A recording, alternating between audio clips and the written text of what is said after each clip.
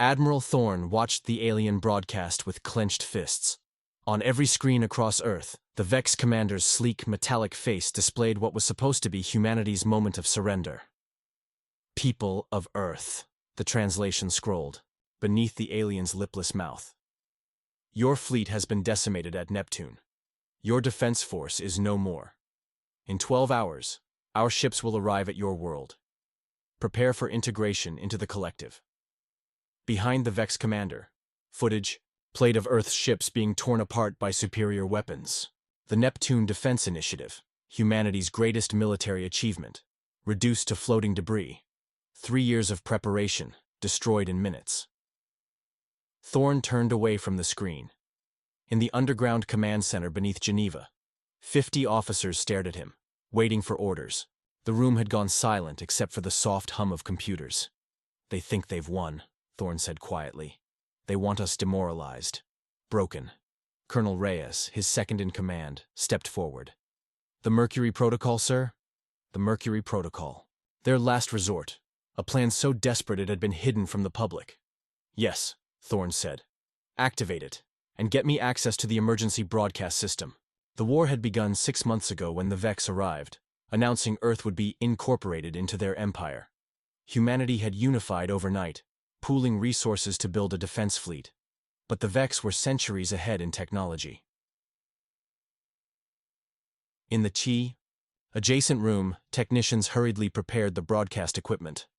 Earth's remaining satellites had been rerouted, ready to transmit globally and beyond. "You're live in 30 seconds, Admiral," said the communications officer. Thorne straightened, his uniform, the weight of 7 billion lives pressed on his shoulders. "Earth has lost battles before," he said to Reyes, "but we've never lost a war on our home ground." 10 seconds. Thorne faced the camera. The red light blinked on. "Citizens of Earth, this is Admiral Thorne. You've seen the broadcast from the Vex forces. I won't lie to you. Our primary fleet has fallen." He paused, letting the truth sink in. "But what the Vex don't know is that we expected this outcome. While they celebrated their victory, we activated the Mercury Protocol. Across Earth, resistance cells were receiving their activation codes. Underground hangars were opening. Weapon caches were being distributed. The Vex believe us to be a conventional opponent, fighting with ships in space. They don't understand human history. We have faced superior forces before. We have been occupied before. And we have always fought back." In orbit, dormant satellites suddenly powered up, their signals linking with millions of devices on Earth's surface. The battle for Neptune was never meant to be our true defense. It was a show, to make them overconfident, to make them sloppy. Thorne leaned closer to the camera. "As you watch this, Operation Hornet's Nest is already underway. The Vex believe they're arriving to accept our surrender. Instead, they're flying into the largest coordinated insurgency in human history." Screens across the planet began displaying tactical information, neighborhood defense plans, and communication protocols. This broadcast is also being transmitted to the approaching Vex fleet. So let me speak directly to their commander. "You Statio have made a grave miscalculation.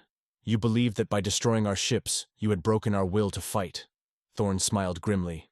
"Humanity doesn't surrender, and you're about to learn what happens when you corner us on our own planet." Major Kate Wells crouched in the abandoned shopping mall, her makeshift command center buzzing with activity. The resistance cell in Chicago had grown from 20 members to over 200 in the 6 hours since Admiral Thorne's broadcast. "Status report," she called out, studying the holographic map showing Vex landing zones. Tom Miller, a former traffic engineer who'd become her tactical officer, pointed to red clusters appearing across the city. "First wave of dropships coming. Down in Grant Park, Millennium Park, and Navy Pier. Classic occupation pattern. They're securing landmarks and transportation hubs." Wells nodded. The Vex were following textbook invasion procedures. "Predictable. What about our surprises?" she asked. Lisa, a college student who had revealed herself as a Mercury Protocol sleeper agent, grinned. "All in place. Transponders active and undetected. They can't see what's waiting for them." Outside, the sky had turned an ominous purple as the massive Vex ships moved into low orbit.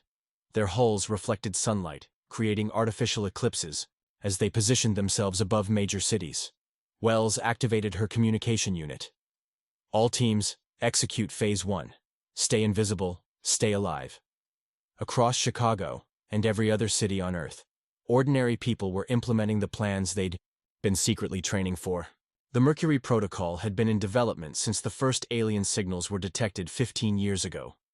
While the public saw military parades and conventional defense preparations, a shadow network of resistance cells had been established. In every community. In the distance, the distinctive whine of Vex dropships cut through the air. Wells checked her watch. Right on schedule.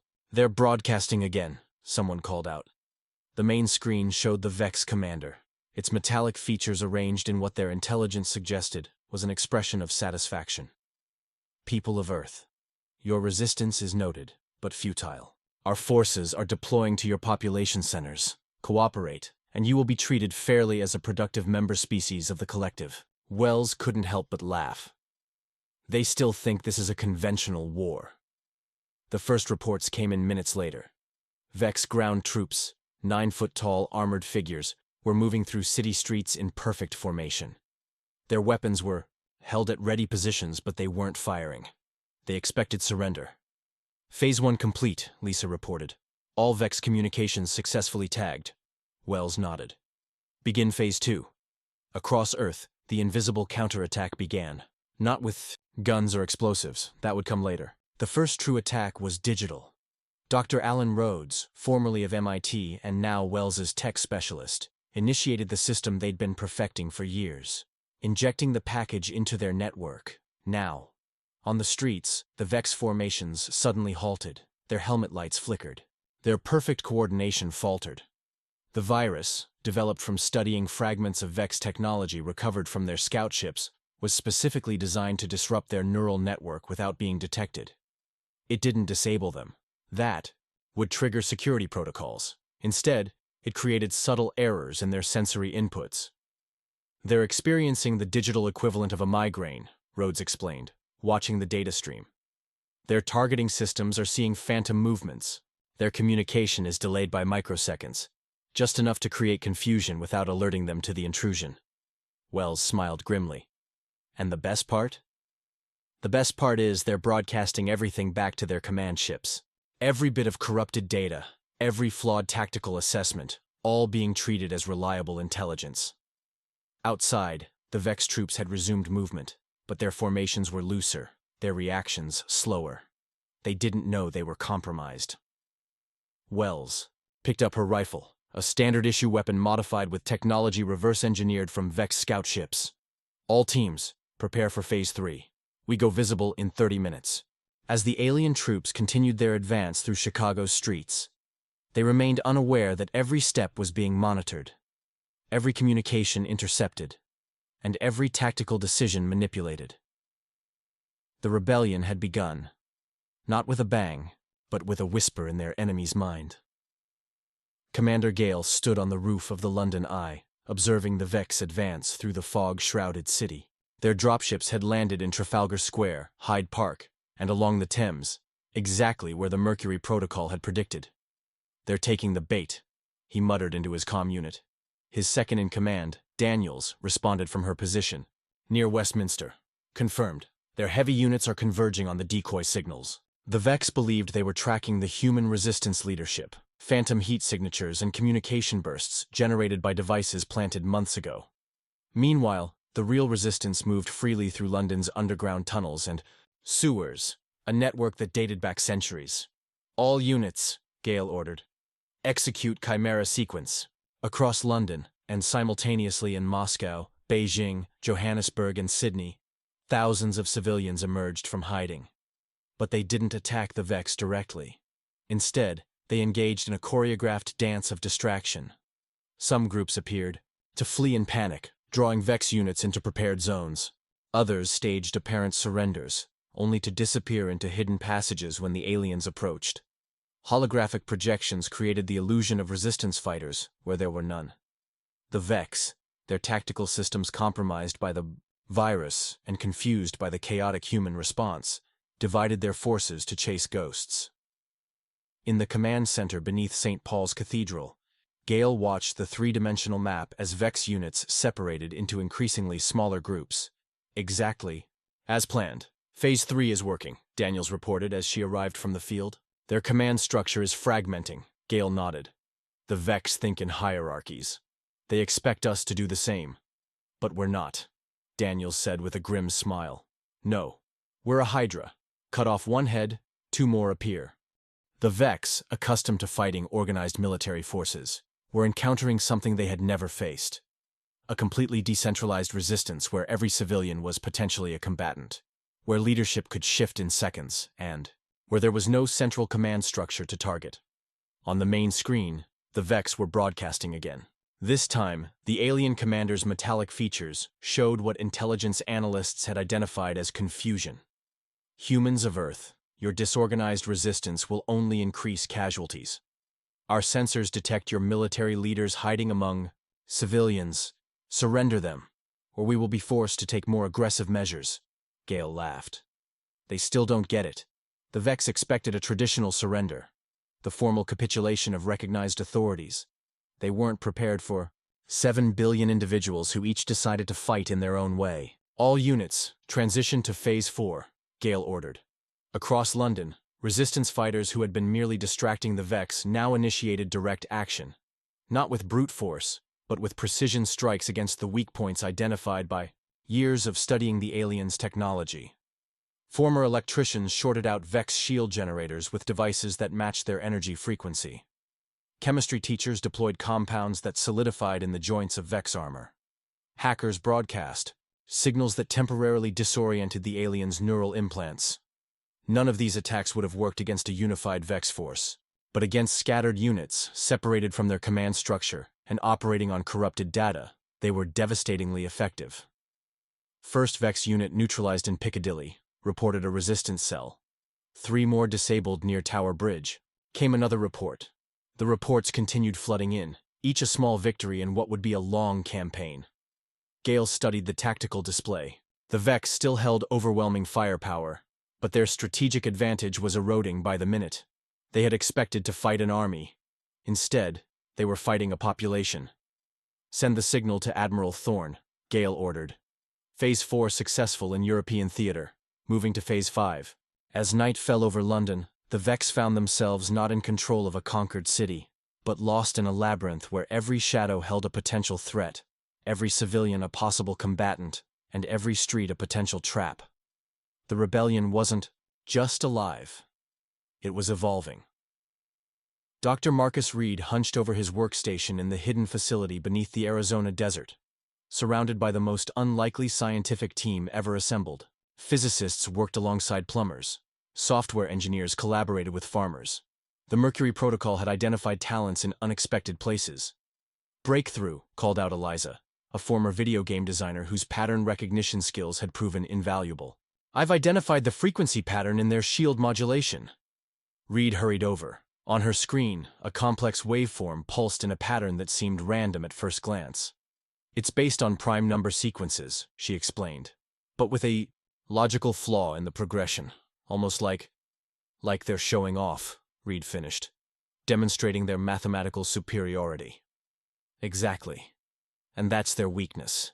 The pattern repeats every 73.6 seconds with a predictable variance. Reed immediately understood the implications. Which means there's a microsecond vulnerability we can exploit. He turned to the communications station.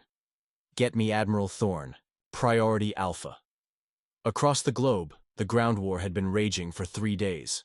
The Vex, despite their technological advantages, found themselves bogged down in urban combat against an enemy that refused to mass in targetable formations. Their energy weapons, designed to overwhelm conventional military shields, were being used against civilian infrastructure, wasting power on non-strategic targets. Reed's team had been monitoring it all, analyzing every engagement, looking for patterns in Vex tactics and technology. Admiral Thorne's face appeared on the main screen, haggard but determined. Tell me you have something, Doctor. We've found a vulnerability in their shield systems, Reed reported. A momentary gap in their defenses that occurs on a predictable cycle. It's only open for 0.47 seconds, but it's consistent. Thorne's expression hardened. Can we exploit it? We already have a design. It's crude. Essentially, a timed projectile launcher. But it can be manufactured using available materials. We're sending the specifications now. How quickly can they adapt? Reed hesitated. That's the unknown variable. We estimate anywhere from 24 to 72 hours before they identify the vulnerability and modify their shields. Then we have one chance for a coordinated global strike, Thorne decided. Distribute the specifications through the resistance network. Priority manufacturing at all sites. Across Earth, the underground resistance shifted focus. Machine shops that had been producing basic weapons now received blueprints for the shield-penetrating device. 3D printers were reprogrammed, metalworking facilities retooled. Within hours, the first prototypes were being tested against captured VEX technology. Within a day, production lines were established in basements, garages, and abandoned factories. Meanwhile, the VEX continued to broadcast their ultimatums, still believing they faced a conventional enemy that would eventually surrender. When losses became too great, "People of Earth," the metallic commander announced, "your resistance has cost 12,347 human lives in the past 24 hours. Your military leadership is sacrificing civilians for a futile cause. Surrender now, and these unnecessary deaths will cease." What the VEX couldn't understand was that there was no central authority to surrender. Each resistance cell operated independently, coordinating through the Mercury Protocol's communication network, but making their own tactical decisions. In his underground laboratory, Reed watched the final assembly of the first batch of shield penetrators. They weren't elegant, a far cry from the sleek VEX technology, but they embodied the human talent for improvisation. "Distribution begins in 2 hours, his logistics officer reported. "First coordinated strike scheduled for 0400 tomorrow." Reed nodded, exhaustion and determination warring in his eyes. "Let's hope it's enough to turn the tide." As the devices were smuggled through tunnels and sewers to resistance fighters on the front lines, Reed found himself thinking about how different this war was from anything in human history. It wasn't nation against nation, or ideology against ideology. It was innovation against domination, adaptability against raw power. And for the first time in 3 days, he allowed himself to feel something like hope. The VEX had brought overwhelming force, but humans had brought something the aliens couldn't compute. The collective ingenuity of a species that had been overcoming impossible odds since they first looked up at the stars. General Jackson crouched behind a collapsed wall in what had once been downtown Dallas, now a patchwork of ruins and makeshift fortifications. The shield penetrators had changed the nature of the ground war overnight. What had been a fighting retreat was now a series of coordinated counterattacks across the globe. "Status report," he barked into his communicator. His tactical officer, Rivera, consulted her tablet. "Shield penetrator strikes successful in 73% of engagements. VEX forces retreating from Phoenix, Atlanta, and Mumbai, holding positions in Shanghai, Cairo, and here in Dallas." Jackson nodded grimly. 3 days into the operation, and they were already seeing the VEX adapt. "They're learning, modifying their shield frequencies." "Yes, sir. Dr. Reed reports they've identified countermeasures in 17% of VEX units." It was still a victory, forcing the technologically superior invaders to react to human innovations rather than the other way around. But Jackson knew it wouldn't last. "What about Operation Blackout?" Rivera checked her tablet again. "Ready for implementation. Resistance cells report 89% of targets identified and prepped." Jackson took a deep breath. The next phase was the riskiest, yet deliberately sacrificing humanity's technological infrastructure to deny it to the enemy. "Send the authorization. Execute Operation Blackout." Across the planet, resistance fighters moved into position near power stations, server farms, and communication hubs. Not to defend them, but to shut them down in a controlled manner that would prevent the VEX from utilizing Earth's own technology against its people.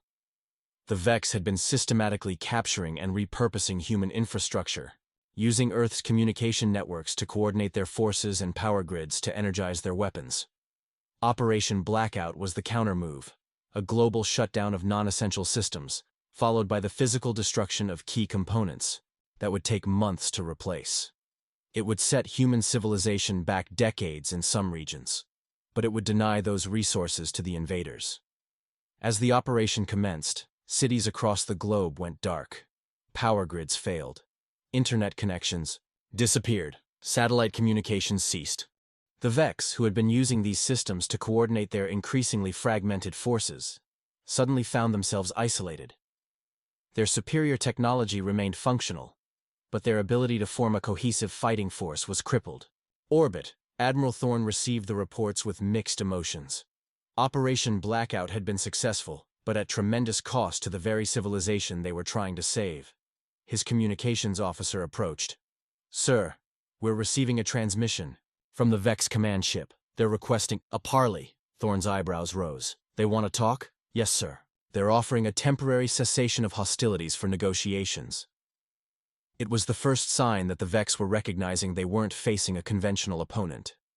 Their strategy had always been to overwhelm with superior technology, then accept surrender.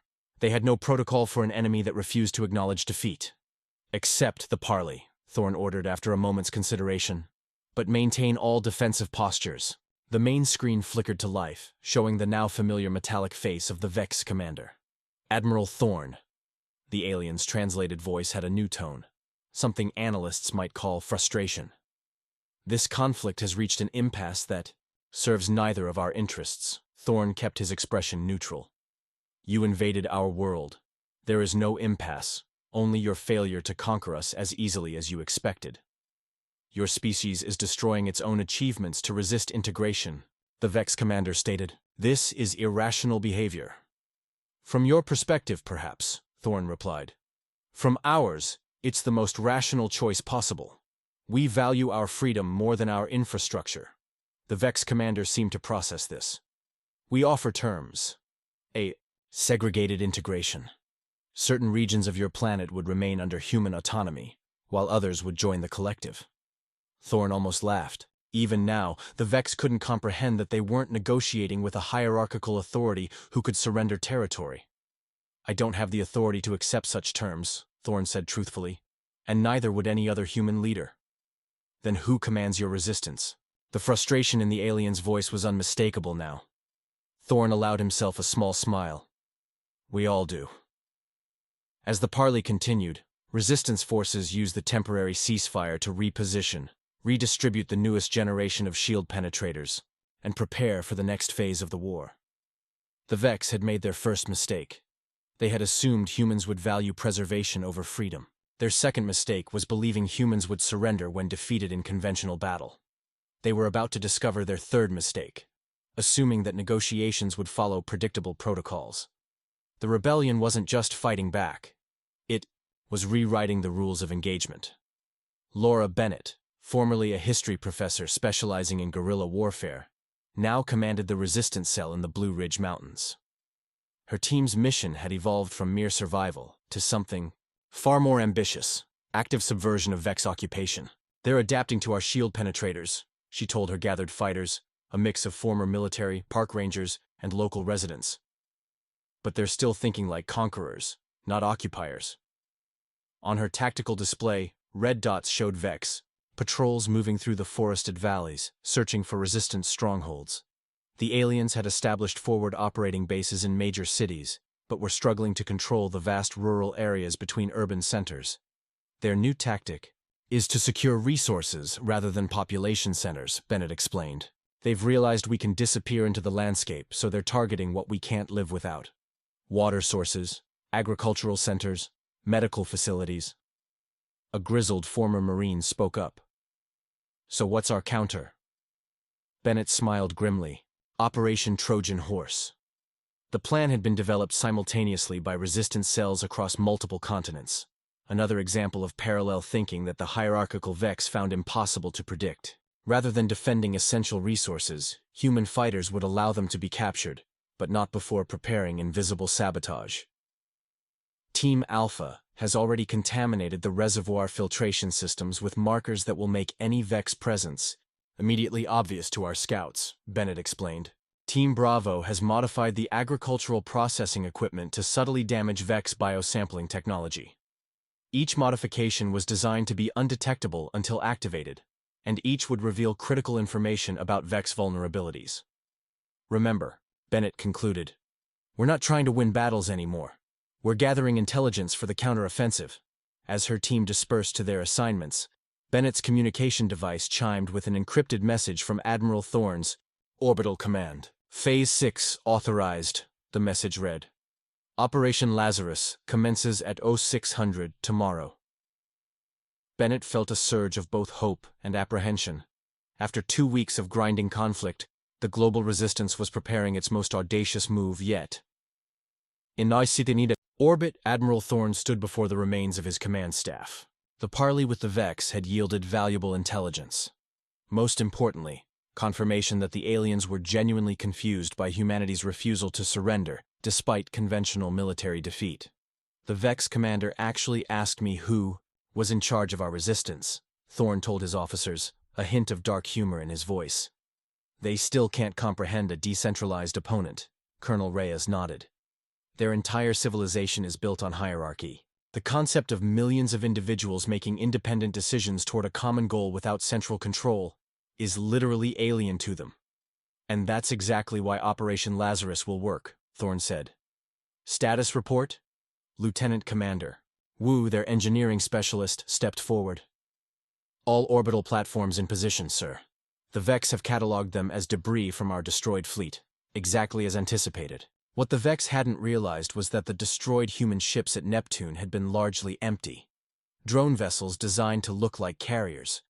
The actual weapon systems had been hidden in what appeared to be debris, waiting for activation, and… The ground phase? Thorne asked. Resistance cells report 97% readiness, Reyes answered. The remaining 3% are in heavily occupied zones and may not be able to participate in the initial strike. Thorne nodded, studying the global tactical display. The Vex occupation was fragmented.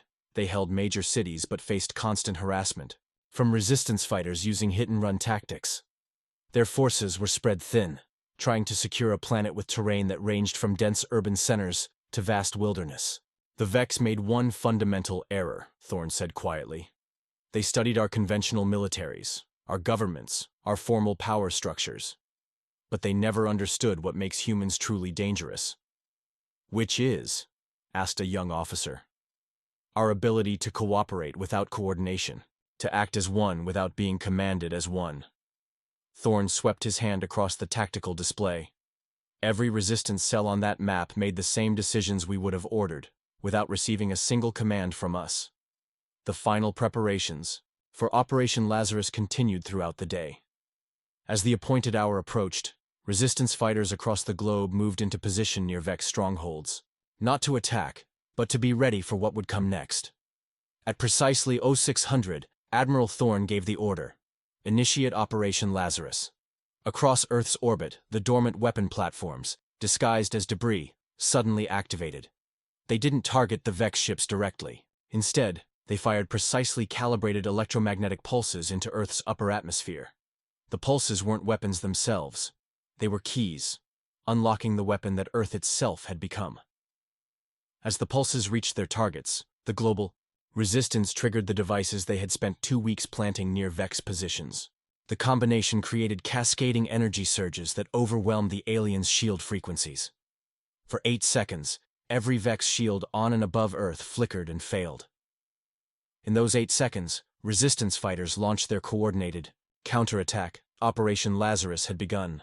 The resurrection of humanity's hope from the ashes of conventional defeat. The command center beneath Geneva hummed with tense energy as reports flooded in from around the globe.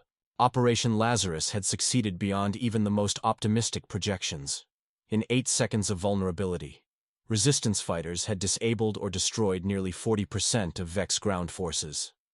Admiral Thorne allowed himself a moment of satisfaction before turning to Colonel Reyes. Status of Phase 2?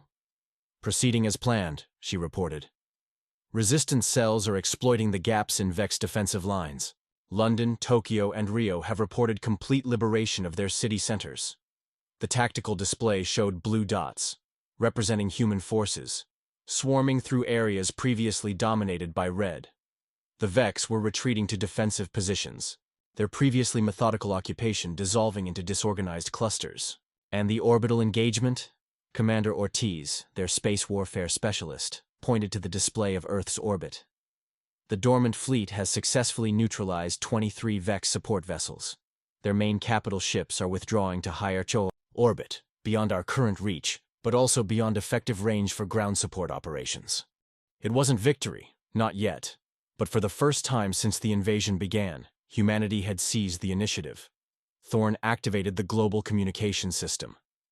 All command cells, implement Hydra Protocol. I repeat, implement Hydra Protocol. Across Earth, resistance fighters who had been coordinating through the Mercury Protocol's decentralized command structure now shifted to an even more fluid organization. Under the Hydra Protocol, leadership rotated randomly every 12 hours, making it impossible for the Vex to target command structures. As expected, the Vex commander requested another parley. When the alien's face appeared on the main screen, Thorn noted subtle changes in its metallic features, what their analysts interpreted as distress. Your resistance exceeds rational parameters, the Vex commander stated without preamble. The cost to both our species is becoming prohibitive.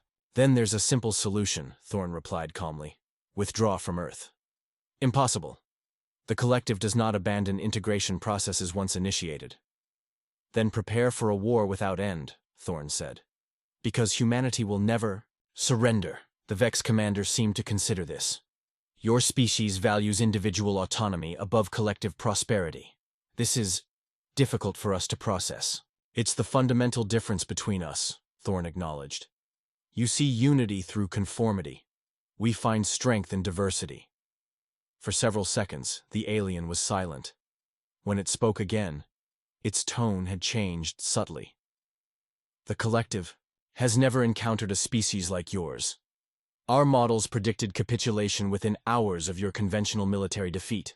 Instead, you have transformed your entire civilization into a resistance force. Thorn allowed himself a small smile. That's who we are. That's what makes us human. We require time to reconsider our approach. The screen went dark as the Vex terminated the transmission. In the command center, a cheer went up, quickly silenced by Thorn's raised hand. This isn't surrender, he cautioned. They're reassessing. Prepare for potential escalation. But the escalation never came. Instead, over the next 24 hours, Vex forces began a methodical withdrawal, first from smaller cities, then from regional capitals, finally from their main strongholds in megalopolises like New York, Shanghai, and Cairo. Their ships remained in high orbit, observable but inactive. 3 days after Operation Lazarus, Admiral Thorn found himself standing before the United Earth Council, the emergency governing body formed during the crisis, providing his assessment. They haven't surrendered, he explained to the assembled representatives. Based on intercepted communications, they're observing us, trying to understand what happened. An Italian representative leaned forward. Are they planning to return? Almost certainly, Thorn replied honestly. But not until they develop a new strategy, and that may take them considerable time. The Vex operate on consensus. Every decision requires agreement across their collective. Our unpredictability has created what appears to be their version of a philosophical crisis. So we've won a reprieve, not a victory, stated the representative from Kenya. Yes, but we've gained something more valuable than a conventional victory, Thorn said. We've proven that humanity cannot be conquered through conventional means. The next time they come, and there will be a next time, they'll face a united Earth that knows its own strength. As the council session concluded, Thorn stepped outside the underground chamber into the sunlight of a Geneva morning. The city showed the scars of brief but intense fighting, shattered buildings, craters in streets, the remnants of Vex technology being carefully collected by research teams. But among the destruction, he saw something remarkable. People rebuilding, not waiting for orders or official plans, but spontaneously organizing themselves into workgroups, clearing rubble, restoring power lines, reclaiming their world piece by piece. The same decentralized, adaptive approach that had won the war was now rebuilding civilization. His communication device chimed with an alert from orbital monitoring stations. The Vex fleet was departing, accelerating away from Earth toward The outer solar system. They weren't surrendering, they were retreating to reconsider. And when they returned, whether in months or years or decades, they would find a humanity transformed by this first encounter.